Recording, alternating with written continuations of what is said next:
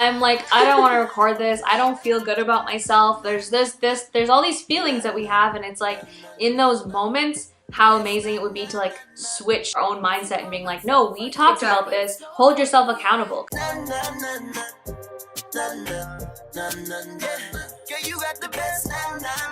Hey everyone, we're back with another episode. So today we're going to talk about beauty standards. We've had this video requested quite a few times because understandably a lot of women deal with them. Even you just growing up, like how did you deal with beauty standards? So growing up, I kind of got hips out of nowhere in high school or after high school, and I had started going to the gym, and every time I walked into a room with my friends, they would comment on my body and compliment it and make me feel really good, but it made me almost expect that every time and want that every time, so I held on to that compliment so hard because if I walked into a room and they didn't say anything, then I would feel like crap. I'd be like, oh, I guess I don't look good today. And so I started trying to maintain this level of perfection that was completely unattainable. Whether it was not eating much or eating a huge surplus of protein because I just wanted to stay lean and tiny and have someone compliment me on my waist to hip ratio or whatever the heck it was. And I became a huge perfectionist. I became really obsessed with just looking a certain way. Because you were always getting comment on it, so it was like what you learned, what to focus on. Yeah. Yeah, and so for myself growing up, what hit me was just what was glorified. So growing up, you know, things like having a bigger butt, I've talked about this before, was not glorified. It was seen as weird. A lot of my features were seen as weird, whether it was like big bushy eyebrows or lips or having huge hair, wearing it wavy or curly and like not trying to straighten it and getting rid of the frizz. Everything from my hair to my skin color to my body, what was beautiful about it is different than what is beautiful about it now. So the very things that were made fun of they've changed are now, so much. and they consistently change, right? Evolve, So those are the kinds of things I struggled with. Is just like, at what point am I going to continuously care about what's seen as beautiful? Yeah. From when I grew up to now, and like how much it's changing, and you just realize you feel like you're constantly just chasing this ideal of beauty, and that's constantly changing, you know? Even if you think, oh, I'm really, really small, and I'm skinny and petite, then it's like, oh, but you have no ass. Yeah. Then if you work really hard and you build an ass, or you eat a lot and you have an ass, now you have a stomach. Like, it's just impossible to maintain. And so what we've realized is if it's always changing and you're never meeting that beauty standard, you're just, like you said, just chasing this ideal that's so pointless, and it's just an utter waste of time. Yeah, and like more recently my sister had this video that went viral on TikTok. You can explain it. The back profile TikTok challenge was basically everyone would turn around, and I only saw this on women, and they would try and see what they looked like from the back. Yeah. If it was like really curvy, then they would turn around and be really excited and be like, I love my profile. And if it was more like straight, they would, or maybe they had some back rolls because that's completely natural. Then you would see like them crying into the camera after and being like, I'm never looking at myself again. Just like really toxic comments that I'm like, why are you saying that about yourself? And it was just another thing for people to pick on. Like, it's just something I would have never thought of. Like, look at how I look from the back. I am on a whole nother level. Barely only fucked you over cause you let him. That's part of my point, is that like 10 years ago that wasn't a thing and now it is. And so there's always this new thing to care about how you look. And people will probably say this like, what do those two know about insecurities, or why are they talking about beauty standards? And if they're upset about it or against it or speaking on it, why are they wearing makeup? And it's like, well, that's exactly the point, right? And we do look good because those are things that people notice and those are things that people point out. We were recently watching Becoming by Michelle Obama, and she was saying, as First Lady, no matter what I did on my campaigning with Barack Obama, I was always judged for what I looked like. She kind of wanted to take the power back. She was like, I know that this is a game that has to be played. For women, it's not fair, but it's a thing and you have to care about what you look like. She was like, what came out of my mouth and what I was gonna say was gonna be judged just as much as what shoes I was wearing. But she admits that like it's unfair and it's not okay and it needs to change. Being Desi women, being South Asian women, we have features that are very different, and it took a long time for us to accept it. And so now when people say, oh, but like, you fit that standard, like, why are you speaking on this? But we didn't always. Like, growing up, we were made fun of for our big noses and our big eyes, and we had hairy arms. Whatever it was, we were made fun of. So everyone has childhood trauma that they've dealt with and things that they're incredibly insecure about. And to other people, it's like, well, you look perfect. And it's not even that now we fit into Eurocentric beauty standards, is that maybe Eurocentric beauty standards are evolving and they're changing into something else that's a standard. Yeah. And I mean, a good example of that is my best friend and I in university. She's Polish and I'm Pakistani. And so I remember the things that we would, you know, glorify and what we wanted changed over the years. So back in university, I remember like flat stomachs and abs and things like that were like so cool, and it was just something like my body type doesn't have. Like the Britney Spears, Megan Fox type and of then how I saw that evolve over like 10 years of our friendship is like she started to become more, I guess, obsessed with like a bigger butt and how to work out getting a bigger butt, and she like whether or not to squat and things like that. It and literally was not a thing 10 years ago. It wasn't. Our switch in what we cared about and in our friendship and like how I saw that evolve was crazy, and I don't think one or the other is better. I don't think what it is now is better just because it might fit some of what we fit. Being aware of where those beauty standards come from makes you realize that it's not just like everyone in the world thinks this is beautiful. It's a very Eurocentric type of mindset. If you go somewhere else in the world, you will be considered the most beautiful person ever depending on their standards. I used to have like tons of breathing issues, and I remember that it like took me years to figure out whether or not I wanted to get it fixed. It was always because I had a bigger nose, so I'm like, do I want to get that fixed or do I just want to get the breathing area fixed? And I remember getting consults and saying like, it is so important to me to not have a small European or white nose and to keep it the same. So it's like the fact that I had to constantly worry about not just like the breathing part, but it's like what it looks like. And men deal with beauty standards as well. Yeah. This isn't just women, but there's also like a disproportionately large amount of women that are getting work done, and there's nothing wrong with getting work done. That's what makes you happy. But we do have to recognize like where this is rooted from and where it comes from. This dissatisfaction with our own bodies, this hatred of our own bodies. Like, where does it stem from? I'll never forget watching this comedian. What's her name? Eliza Schlesinger. Yeah, and I'll never forget like watching that with my friends and being so excited like, oh, there's a female comedian and she's super funny and I want to watch her. But I'll never forget some of my friends' comments, and it was always like, oh, I really like her pants. And it was a compliment, right? Yeah. But it just always struck a chord with me because I'm like, why is it that her pants are being noticed? But when a guy wears nice pants, like, I've never heard someone comment on a comedian's outfit, like, unless that's his thing. Yeah. Unless like he's trying to get, oh, he has really cool suits or something. It was consistent comments, not just her pants, but there was like something to do with her looks. Like now I'm paying attention to what she looks like, and I was actually just paying attention to what came out of her mouth. We focus more on what comes out of men's mouths and what their thoughts are over their clothing and their looks, but it's the opposite for women. And even in sports, like I remember watching sports with my ex, and all of him and his friends are commenting on the girls and their bodies and how nice their butts are, and I'm like, you see men's butts like completely in football, like they're out there. Yeah. No one cares. No one's commenting on them. Like, we're commenting on how good their throw was. One of the things that I want to share is in the world of business that's predominantly male and predominantly white male. I realized that when I have a meeting and I'm trying to, you know, give advice to a client to grow their net worth or how to invest, I realize a lot of the times they're paying attention to not what just comes out of my mouth in terms of my advice, but it's also just like what I look like and how that actually gets in my way. Because a lot of people can argue, oh, there's power in that. People are going to deal with you because of the way you look like. A lot of the times I realize how much of my focus and my mental energy is actually taken away from what it should be paying attention to, which is this is the best way to grow your net worth and this is how the stock market works in teaching.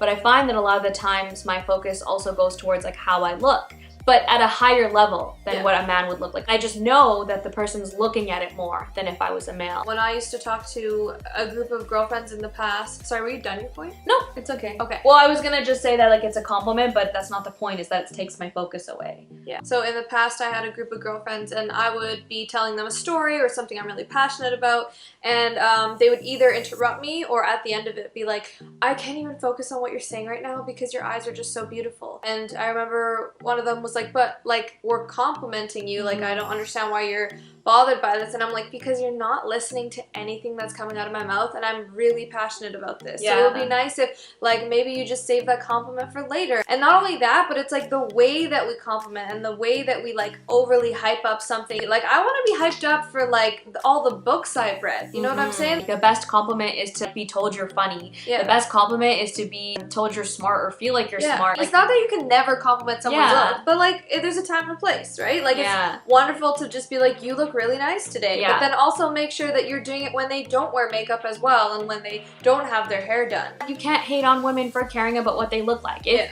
there's going to be a woman who is voicing that, hey, it is frustrating or it does take my focus away from whatever I'm trying to do, you can't be mad that they're putting eyelashes on or they're doing their makeup or they're doing their hair when That's is all that's been complimented. exactly, that's all that's pointed out. You can't just be like, well, then if you don't want people to notice it, don't do it. Because no, everything that's glorified and reinforced, we're gonna do more, right? Exactly. We're humans. We want to feel good and you want to feel fulfilled. I literally noticed people treat me differently in school Yeah. if I came really done up or just like running to school in a hoodie. Yeah. People would treat me differently. People Yeah. would either want to be friends with me and talk to me that day or they would ignore me. I remember the biggest transition between high school and university, how people treated me when I lost 40 pounds. I used to tell people, I'm like, I wish everyone was born or raised whatever is considered fat at the time, because you'll see how people switch on you and how they change when Yeah. you lose that fat or whatever it is. Like, insert anything, because I definitely don't want to be fat shaming whatsoever. I just want people to know or experience what it is to have something that is not considered attractive at that time,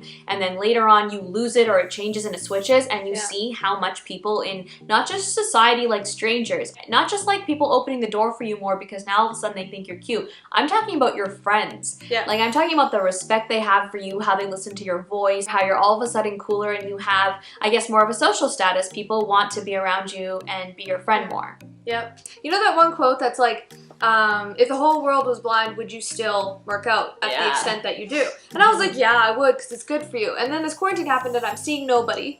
And I didn't go to the gym once and I didn't work out once. Whereas my partner was working out every day because he actually does it for his own health and for how it makes his body feel. Yeah. So I started realizing how wrong my reasoning was. And I started also unfollowing people on my social media that just made me feel like crap. Or just people who posted perfect photos all the time. Yeah. I just kind of got sick of it and I unfollowed people. And then I also started realizing my own hypocrisy and was like, wait, I just try to post the most perfect photos of me all the time. Mm-hmm. I obsess over finding that perfect photo and I don't really show any authenticity because I'm constantly trying to be perfect to my followers. It's crazy how much internal work we've done to figure out, like, what am I really trying to do and Yeah. what am I really trying to share with the world? Because we have so many days where we don't feel how it's shown on Instagram, which is a highlight reel. I mean, when I started my Instagram account, I knew that I was using my looks to my advantage. I knew I was using my pretty privilege. I was like, yeah, if all you're gonna focus on is my body and my face, fine, then I'll continuously post it and I'll get more followers. Like Michelle Obama saying, like, I'm gonna use this to my advantage. Yeah, it's just a smart way to gain followers. The version of myself that I was posting was just this perfectly posed umber. Yeah. And that's not me. Yeah. A lot of the times I don't look like that. So I was just kind of like, you know what? I'm going to start being more vulnerable with my followers and start actually posting who I am. And then my DMs just started getting flooded with all these desi women saying, I relate to you so much. Like, I'm dating a white guy and I don't know how to tell my parents that I'm not Muslim anymore. Or all these people saying, how did you, because they came from TikTok as well, saying like, how did you accept your body? And basically started realizing that now I finally had an impact that I had wanted the entire time. Yeah. And so I've tried to shift my mindset from body positivity to body neutrality. And I think it's kind of like a process. I don't think you can go from obsessing over your body and hating it to just not giving a shit about it. Yeah. I kind of had to go to body positivity where I was like, you know what? I love that role. You know what? I love that extra hair or whatever it was. Yeah. And then slowly I started realizing, but who actually cares? I stopped being afraid of being ugly. I stopped being afraid of being fat. I was like, who decided that this is a bad thing? I stopped being afraid of my big nose. Yeah. I stopped being afraid of an extra little roll. Yeah. I was like, who told me that that's ugly? And even if it is, even if other people look at it and they're like, ugh, who cares? Yeah. Do I exist to please other people? I don't need to love this part of me. I just like don't want to care anymore. Yeah, like, you it just doesn't need matter. to. It's just a part of you. Yeah, like it's great. You could say I love this role, and that's good. Like I like the positivity. It's better than what we've seen before. It's better than hatred. But it's still there's this level of care that you have of what you look like. Like we want to practice body neutrality. We're not saying we Yes. no longer care. We're not saying It's still a everything's gonna struggle. go away. Yeah, Yeah. like I care about what I look like in this video. I'm gonna care what I look like online. I'm gonna care what I look like in an office meeting. Like it's just natural. We all do. Yep. But imagine what the world could change to if you started to practice body neutrality and not caring if your hair was in a bun and you didn't have makeup. And I'm not talking like the cute bun where you still look cute. It's like actually not caring. Like I woke up and I look like this. Yeah. And it's fine. It's not going to change my confidence levels. But also you can look good if you want to. And it's not going to determine whether you are going to do well in life or not. And I think it's about just appreciating your body for what it does versus how it looks. Like, that's how a good insulting point. and rude is it of you to hate this body that gets you out of bed every morning, that allows your heart to beat every second of every hour of every day, that allows you to survive, that allows you to climb a mountain. It allows you to get up and you're alive.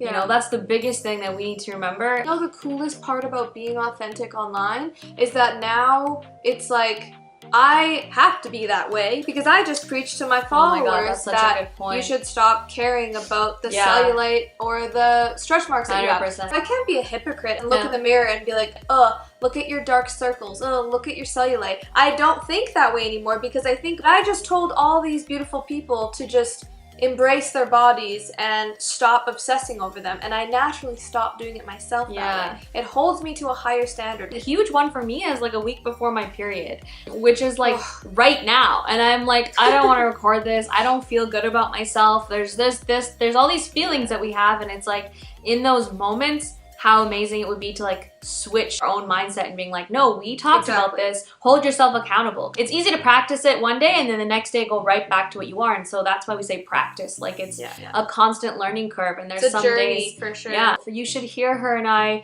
you know, get ready together or go do things. Sometimes we have to call each other out, like stop saying that about yourself or don't care about this. And don't get me wrong, it's not all the time. It's just that when we do notice it, we try to help each other and not obsess over those insecurities that every single person has, no matter what you look like. You know, someone else's insecurity is someone else's dream to have.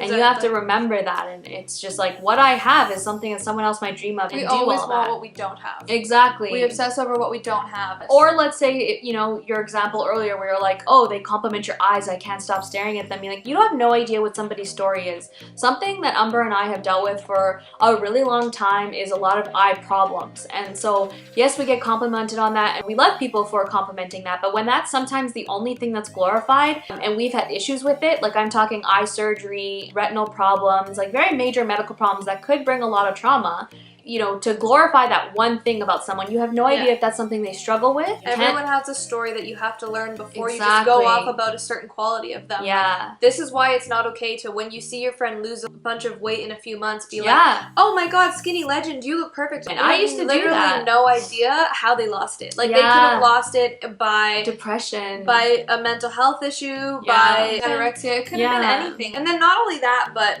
if you're only complimenting them at that point, but you weren't before, you're reinforcing that skinny is beautiful. And now that's all they're gonna strive for. One thing that we can practice is to stop complimenting women on their bodies. We all do it. But the best thing you can do is to start talking about how bright and intelligent they are. Start complimenting things that have nothing to do with what they look like.